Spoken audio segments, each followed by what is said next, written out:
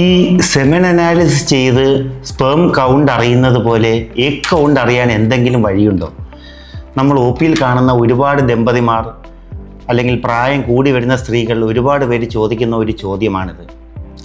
നമുക്ക് ബീജം ടെസ്റ്റ് അഥവാ സെമൻ അനാലിസിസ് ചെയ്ത് ബീജാണുക്കളുടെ എണ്ണവും ചലനശേഷിയും അതിൻ്റെ ആകൃതിയും കുറിച്ച് അറിയാവുന്നത് പോലെ സമാനമായി എഗ്ഗിൻ്റെ കാര്യങ്ങൾ അറിയാനായിട്ട് ഒരു ടെസ്റ്റ് ഇല്ല.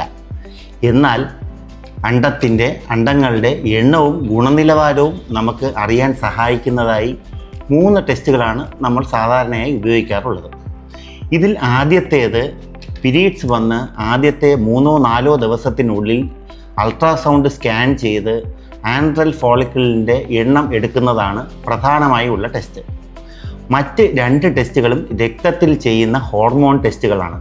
അതിൽ ഒന്ന് ആൻറ്റി മുള്ളേറിയൻ ഹോർമോൺ അഥവാ AMH എന്നും രണ്ടാമത്തേത് ഫോളിക്കിൾ സ്റ്റിമുലേറ്റിംഗ് ഹോർമോൺ അഥവാ FSH എന്നുള്ള ഹോർമോണിൻ്റെ ലെവലുകളാണ് നോക്കുന്നത്.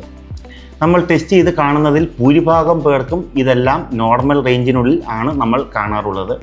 എന്നാൽ ചുരുക്കം ചില ആളുകൾക്ക് അണ്ടത്തിൻ്റെ എണ്ണവും ഗുണനിലവാരവും കുറയുന്നതനുസരിച്ച് ആൻട്രൽ ഫോളിക്കിൾ കൗണ്ടിലും AMHലും കുറവുകൾ വരാനും FSHൽ ലെവലുകൾ കൂടാനുമാണ് സാധ്യതയുള്ളത്.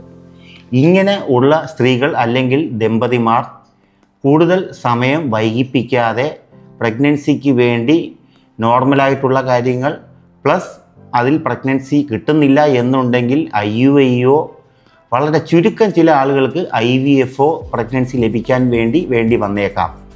അതിനാൽ അണ്ടത്തിൻ്റെ എണ്ണം കുറവായി വരാൻ സാധ്യതയുള്ള റിസ്ക് ഉള്ള ആളുകൾ, പ്രത്യേകിച്ച് പ്രായം കൂടുന്ന സ്ത്രീകൾ, രണ്ടാമത്തേത് ഓവറിയിൽ സിസ്റ്റുകൾ ഉള്ള ആളുകൾ, എൻഡോമെട്രിയോസിസിൻ്റെ രോഗമുള്ള ആളുകൾ, ഇതിനു മുൻപ് സർജറി എന്തെങ്കിലും ചെയ്തിട്ടുള്ളവർ പ്രത്യേകിച്ച് ഈ ടെസ്റ്റുകൾ ചെയ്യുകയും കൂടുതൽ സമയം വൈകിപ്പിക്കാതെ ട്രീറ്റ്മെൻറ്റിലേക്ക് പോകുന്നതായിരിക്കും ഉചിതം.